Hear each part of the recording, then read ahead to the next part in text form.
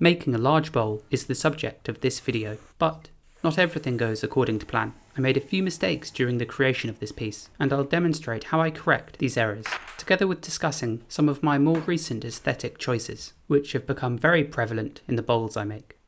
I'm throwing these with 2 kilos of clay. This is a high iron stoneware body, although it does look a lot like terracotta. I can assure you it isn't, as at the temperature I fire to, earthenware clay would just melt into a puddle of glass.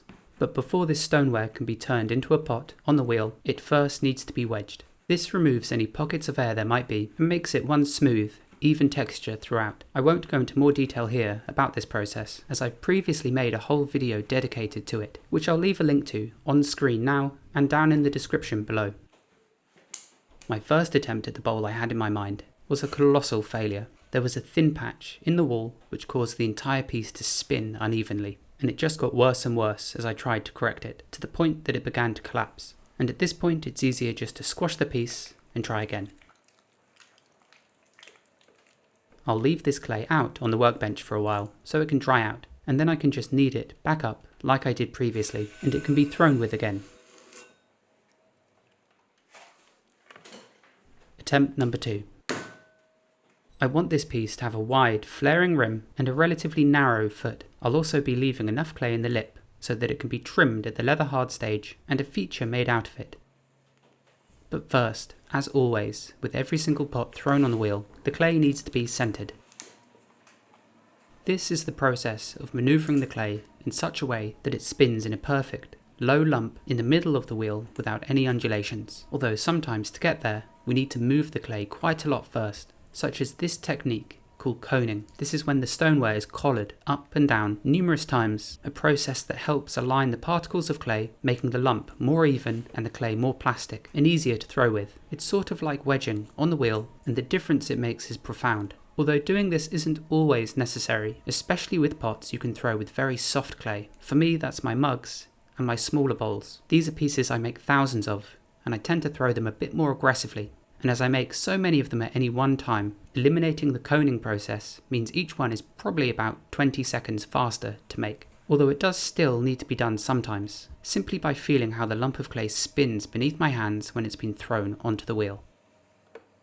The next step is to open up the lump of clay, and as I want this bowl to have a tall foot ring, I don't push down too deeply, as I need ample material to trim a nice elegant foot ring from, and it's easier to have more material to work with as compared to too little, so I'm generous with the amount I leave in the base.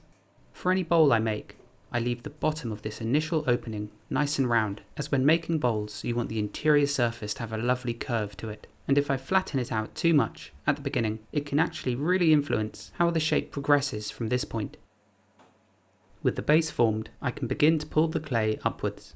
The walls of the pot must be wet for this, as must your hands too, so the clay flows unhindered without sticking to your fingers.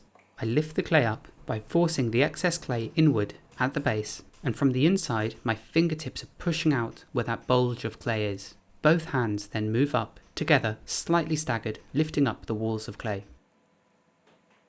Slow and steady movements are best. You want to keep the rate at which you move your hands up consistent. The same goes for the speed the wheel is rotating too. You don't want to suddenly speed up or slow down, as that will cause the rate at which the clay passes through your hands to change, which means a certain part of the wall may either become thicker or thinner, thus creating an uneven patch.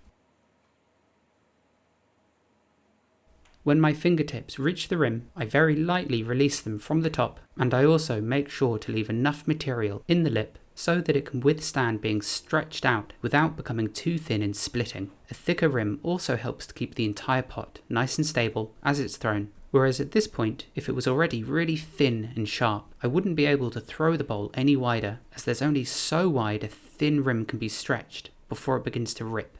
And in this case, like I mentioned previously, as I'll be trimming the rim later once the pot is dried out to leather hard, I need there to be enough material to work with. With the shape roughly there, I'll sponge out the excess water and slip, and remove some of the excess clay from around the base, which I do with a very old, very blunt turning tool.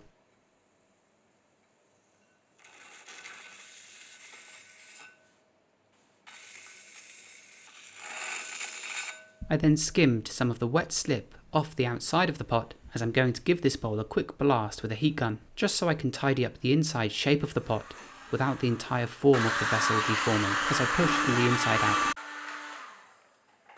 I begin by using a sharp metal kidney to scrape away most of the wet slip that covers the curve on the inside.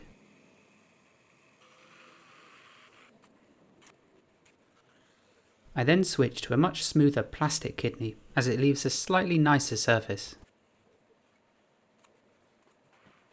With that done, the pot can be wired through and the bowl lifted away to one side onto a circular wooden bat so it can be lifted up and moved around a bit more easily without having to touch the actual pot again.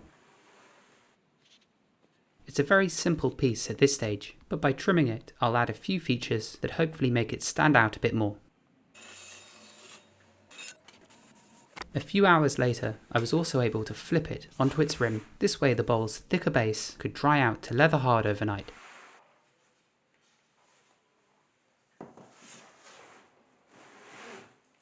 The following morning the bowl has now dried out to what we call leather hard, but this bowl has developed quite a severe undulation on the rim, but I should be able to correct that fairly easily.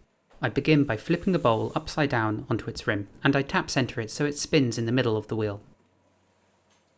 You can see just how uneven the base is. If I keep this needle held steady just above it, it only comes into contact with the clay half the time, but thankfully with some controlled turning this can easily be rectified. Essentially, all I need to do is trim more off one side than the other, and then at some point it should become absolutely level. I hold the tool with both hands and tuck my elbows into my torso to hold this trimmer as firmly as possible and to keep it still in space so it only removes clay from the highest point, and I can finally check if it's flat by holding a straight metal kidney on the base. And you can see that there's no undulation in my hands or in the tool as it spins around, which means the unevenness has been corrected.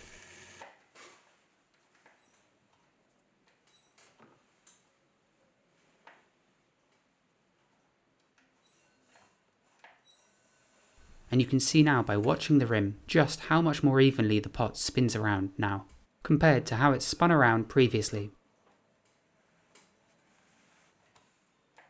I need the bowl to be securely stuck to the wheel for when I trim a detail just underneath the rim, so I brush a small circle of slip onto the metal and then place the bowl onto that. Once centered, I squash just a tiny portion of the base into the metal, and together with this slip and this sealed portion it should stay really firmly stuck. I begin by lightly turning the rim and making it just a touch more sharp. The sharper this lip, the more the glaze will pull away from it, like you can see in this cross section of a bowl I sadly accidentally broke recently, and you can clearly see just how much the glaze peels back from the sharp lip, which creates a soft gradient of colour as the iron-rich stoneware clay underneath begins to shine through. Next, I trim a slight indentation just underneath the rim, another detail to hopefully interact with the glaze nicely, so it should end up looking a little like this. I then remove all of the trimmings from the inside using both my hand and a piece of soft stoneware, which I drag lightly over the surface, catching all the burrs of clay.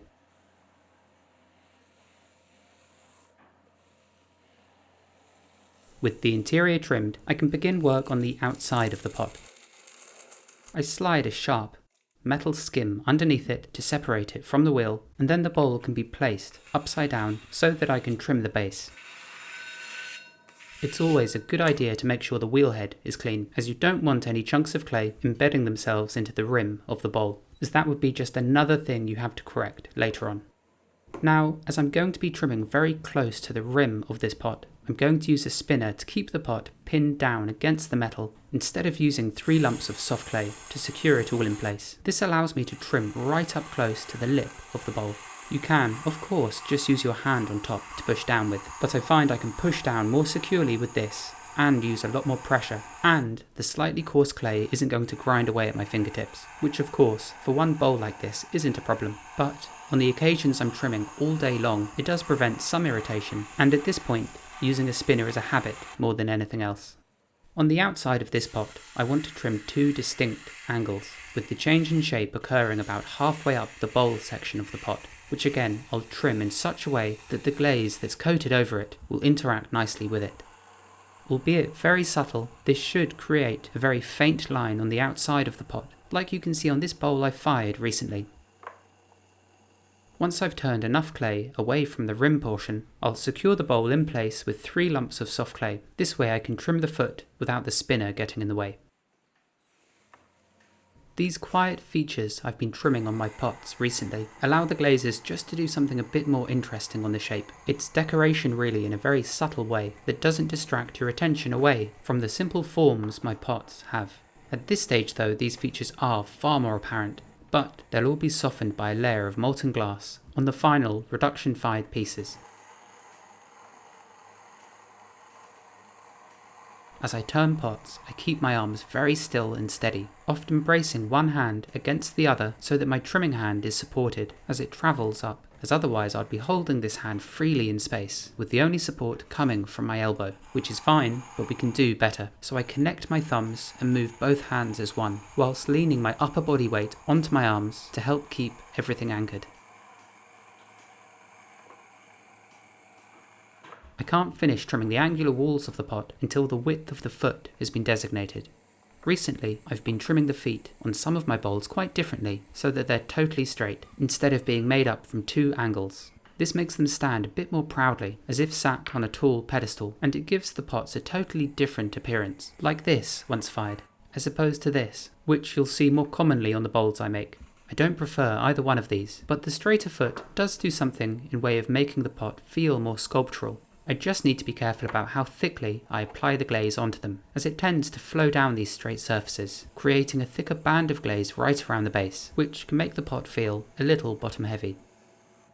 In this case, I felt that proportionally the foot ring was too tall, so I shaved a few millimeters off it before I began to hollow out the footwell. As the foot on this bowl was such a thick, expansive clay, as I dug my turning tool in, I felt that it was a bit sticky, which can be a bad thing when turning, as if the tool catches, it can suddenly gouge away a lot more clay than you intended to remove. And guess what? That's exactly what's going to happen, and I'll show you how I correct such a fault. But until that dreaded moment, I'll continue trimming the foot as per normal, beveling an edge around the outside and making sure the base is nice and flat. I hold the tool tightly with a clenched fist, as the soft, spinning clay obviously wants to drag the tool around with it, and you have to fight that as best you can. I felt like the foot was a bit too thick, so I began to remove clay from this outer portion bit by bit, as you never want to trim away too much clay in one go. It's better, generally, to take things a little bit slowly, and to remove the clay layer by layer, as compared to trying to get rid of it all at once.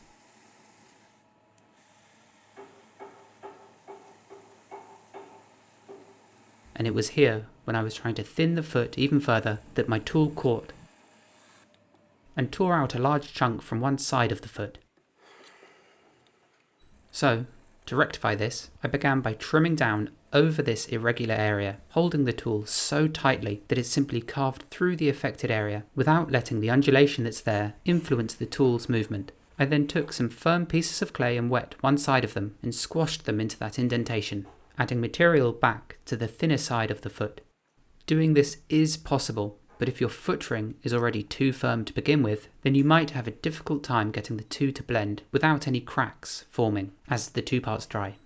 I then held a rubber kidney on the outside and really firmly pushed that new clay on the inside down and into the side of the foot, compressing the new soft clay into the leather hard clay as best I can.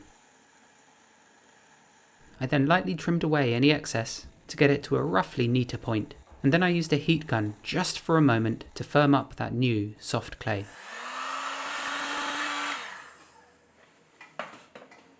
And now that area has been padded out, I can go back to trimming like normal, thinning out the walls of the foot ring so that aesthetically it matches the finesse the rest of the pot has. Although with one mistake already made, I was a lot more careful with my trimming hereafter.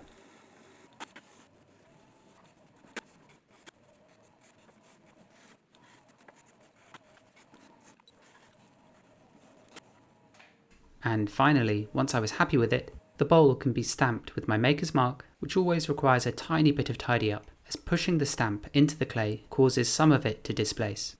The lugs of clay can then be removed and the pot is lifted away by its foot, which is something I only recommend doing if your foot ring is firm enough to take such a manoeuvre, as if the clay is too soft you'll simply deform the foot you've just so carefully finished. Sometimes I'll very quickly dry the foot using a heat gun, just enough so that when I pick the bowl up with my fingertips, no marks are left.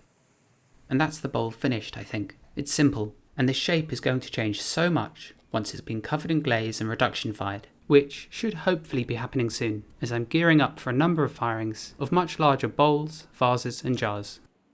Thank you for taking your time to watch, and, as always, I'll see you next week.